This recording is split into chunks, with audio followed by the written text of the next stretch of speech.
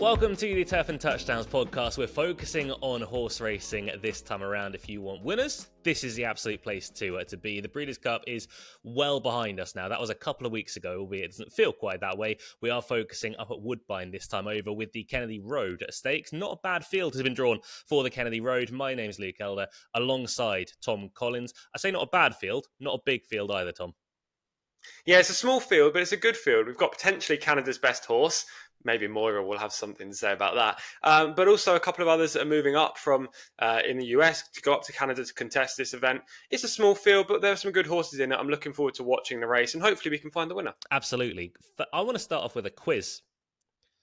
Oh, no. Go on. I think I might have asked you this before, and I think you got it wrong. What film is Patches O'Houlihan from? Is it Dodgeball? Yeah. See, this guy learns. I didn't know, to be fair. You were right when you first said it, and I had no idea. But yes, Dodgeball. Good film. Have you seen Dodgeball, right? I have once. I didn't know if it was the sort of thing of like, you'd never seen it, and that's why you didn't know. No, my retention span for character names in films is very, very low. No, he's you can dodge a wrench, you can dodge a ball, that guy. And you can dodge traffic, you can dodge one, and the guy just gets wiped out by the car. It's not that violent, but it's still funny. Patches O'Houlihan is going to be the likely market leader in this spot. Last week, Rebel Red landed place money for us, didn't he? Yeah, got a really good ride, actually. It was an odd race. It was an odd race, wasn't it? The speed horses didn't go forward. The two horses that I expected to be right out the back, Rebel Red, Limited Liability, they went and made the speed from their outside posts. Neither of which could hold on in the latter stages, but both ran good races under great rides. The best horse won, Integration. We didn't like him, but he was a short price. You know, you have to take this horse on. And more often than not this year, we've been correct in doing so. Last week, we weren't. But, you know, hopefully Integration can go on to bigger and better things and finally realise that potential he has. Absolutely. He's got a stepping stone now at least, but he needs to go on and actually take advantage of that. If you are new here to the Turf and Touchdowns podcast, we do so many different things. There's loads of things. We do two things. It's not loads. But subscribe down below. There is a lovely button, a beautiful button in the bottom right-hand corner that Tom Collins has put there. If you click that, you will be able to subscribe to us. If that doesn't work, just click the normal subscribe button down below, because that one very much does work. Leave a comment who you think will win the Kennedy Road, any fancies you might well have for the weekend, or any questions you want us to answer next week on the podcast. And also follow us on our socials at Turf Touchdowns on Twitter/X. Over on Blue Sky, which is where all the cool kids are at now, they actually allow us to have all our characters. So we're at Turf and Touchdowns over at Blue Sky. And also on the NFL side of things, we have got a new podcast coming out for this Sunday. We've got a Thursday Night Football podcast as well, which is live and possibly still relevant when you're watching this. But do take a look at our Sunday video as well. Let's take a look at the Kennedy Road Stakes. I mean, we haven't got a morning line yet, but Patches O'Houlihan is the likely market leader in this spot. He comes here representing the best recent form at the very least. Yeah, absolutely. He will be favourite. I don't know what price necessarily. I think they may put him in at 6-4, 3-2 for US fans. Obviously, he won't be that kind of price. He'll be 7-5 or 6-5 over in the US if you want to use that kind of metric. But I think he'll be quite short, not odds on, but short enough. He's likely to make the front. That's the key here. Not only is he the best horse in terms of speed figures, which means he should be on top in the market, but also he's likely to make the front, and that will make his chance a lot better, and plenty of his opposition's chance a lot worse, because they also need to get to the lead. Patches O'Houlihan, last couple of races gone 44.8 to 45 seconds through the half. That should be good enough to make the lead. And from there, he's gutsy, game, determined, and hard to pass. Absolutely. That is literally what he is every single time. Look, he's a horse he'll run his race. He will likely be good enough in this spot. He doesn't boast the best form, though. The best form lifetime is going to be going the way of Nobals. Look, you go back 12 months ago, he was fresh off the back of a Breeders' Cup success. I've said this a few times on this podcast. I do think he was rather flattered that day. I do think everything went absolutely perfectly for him. He just hasn't ran to anywhere near that form since. Yeah, I completely agree. He's a very interesting horse in this race because Larry Ravelli doesn't send too many runners up to Canada. That being said, Nobles has been up here a couple of times before. He's won 10 of his 21 career starts, which is very prolific. I mean, that's nearly 50%, Mhm. but it's not the 11 of 13 that Patch O'Houlihan boasts. He's amassed over $1.5 million, largely due to that Breeders' Cup turf sprint success. And I completely agree with you that he was flattered that day. Big Invasion ran home for second. I liked him in the race, actually pre that contest Yeah. at the Breeders' Cup, but he hasn't really turned out since to be a proper Grade One performer, winning Grade Ones time after time. So I don't know. I don't think it was the best turf sprint. I also think Noble's got a great ride that day. Maybe he's not that good this year. He hasn't really shown that he's got all of the talent that he showed in the Breeders' Cup. He's been beaten 3 times in a truncated season. I don't think he'll even make the front in this race. Mhm. And yes, he has got all weather form in the past, but he's a turf horse. Yeah. His best runs have come on turf. That being said, right at the start of his career, he did win 5 races on the all weather, including at Presque, Turfway, Arlington, and here. So he will handle the conditions. I don't think he'll handle them as well as Patches O'Houlihan. And if Nobles can't make the front, he's not going to win this race. No, not at all. It's going to be an interesting race in the first at least furlong or so. But Nobles, I would imagine, will be second in the morning line prices and in the actual market as well. I do think there's a couple of other horses to mention. I mean, the others effectively have got form with Patches O'Houlihan. You look at the likes of War Bomber and you look at the likes of Remuda.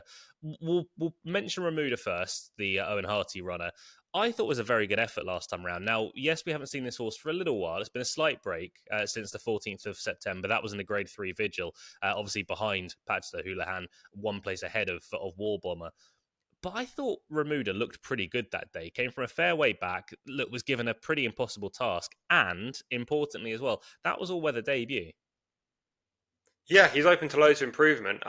The one thing I don't love about Remuda in this spot is the fact he's going to be behind in a small field and he's going to have to pass horses. With the likes of Patch O'Houlihan and Nobles, they're tough to pass if they get the way of things up front. So Remuda's going to have to overcome a likely negative pace setup for him. That being said, he ran very well last time. Maybe he can pick up some pieces again and finish second to Patch O'Houlihan. Or if they go too hard up front, he could pick up all the pieces and win the race. It's key that he's running here, though, Remuda. The interesting factor is he bled 3 starts back. Or 4 starts back. They've been looking for a graded stakes race where he can run on Lasix. You can use Lasix up in Canada, so they've come up to Woodbine, as you say, that debut at Woodbine on the all-weather last time.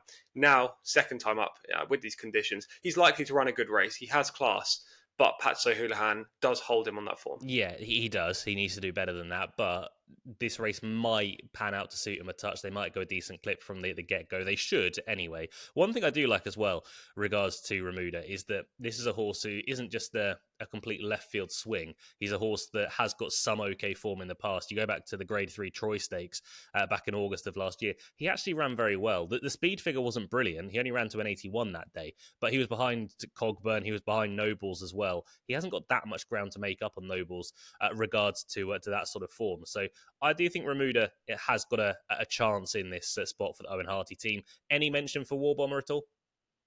No, I don't think he'll be good enough. Flag of Honor won this race last year, but again, we'll have to somehow reproduce that kind of effort. And also got a great ride last year when actually beating Patch O'Houlihan. That was one of the 2 losses for Patch O'Houlihan in his career. Came in this race 12 months ago. But Flag of Honor got everything his own way. Patch O'Houlihan was weirdly held up by Daisuke Fukumoto. That won't be happening again. So I don't really like the others. I think we've mentioned the 3 main horses in here in Patch O'Houlihan, Nobles, Remuda. I'll be siding with one. I know you're siding with another. Yeah. Before we get into our selection, shall we do our sponsor? Let's do it. Let's do our sponsor, SBK.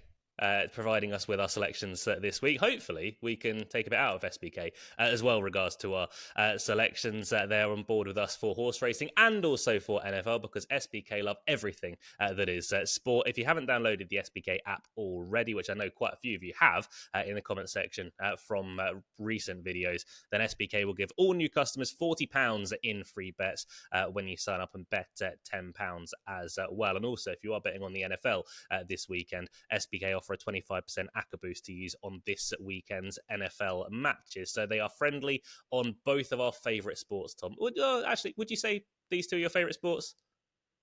Yeah, Okay, 100%. I'm a huge football fan as well, as in soccer. But these two are my favourite sports for punting and for properly analysing. Football, forward slash soccer, I just prefer watching generally. I don't really, have wages. So these are definitely my two favourite for this kind of podcast perspective that we're going down. But yeah, SBK are fantastic. And if you do want to take advantage of either of those two offers that Lucas previously mentioned, there's a link down below in the description. Click that. You can sign up. You can get those free bets. You can use the ACCA boost on Sunday for the NFL as well. absolutely. I've got two questions. If you could Go only on. ever watch NFL or soccer, we'll say that you're only ever allowed to watch one of those sports ever again, which one would you pick? NFL, no question. Okay, fair enough. Yeah, it's not even close for me. And also, the other one is an actual question. Flag of Honor obviously came from Australia a little while ago. There is a possibility, apparently, that Moira, Breeders' Cup champion and Canadian wonder horse, might go to Australia to run next year. I was talking the other day with Peter Fornatal on Sky Sports Racing. Can you remember a Breeders' Cup winner ever running in Australia afterwards? No. The only, I mean, I don't have a name for you, but the only thing that may crop up is a Godolphin horse that's gone over and won and then gone to Australia. But even then, I couldn't think of one. Definitely no Canadian or US based horse that I can remember. So it would be interesting. Mm-hmm. I also think it would be tilting at windmills a touch. Why wouldn't you keep her in her homeland where she's dominant right Well, now? I'd heard she'd retired, and then it Well, came out that she was possibly going to Australia. But no, I, I was trying to think, and I couldn't remember anyone.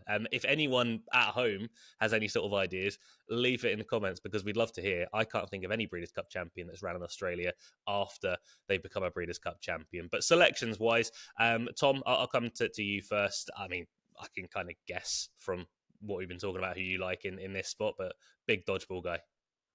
yeah, yeah, indeed. I am putting Patches O'Houlihan on top, horse number one, in here. For all that he's not the most aesthetically pleasing horse to watch, and for all that, he can hang across the track, he can, give you heart palpitations through the race. He is gutsy, he's determined, he's going to get the run of things up front, granted a clean break.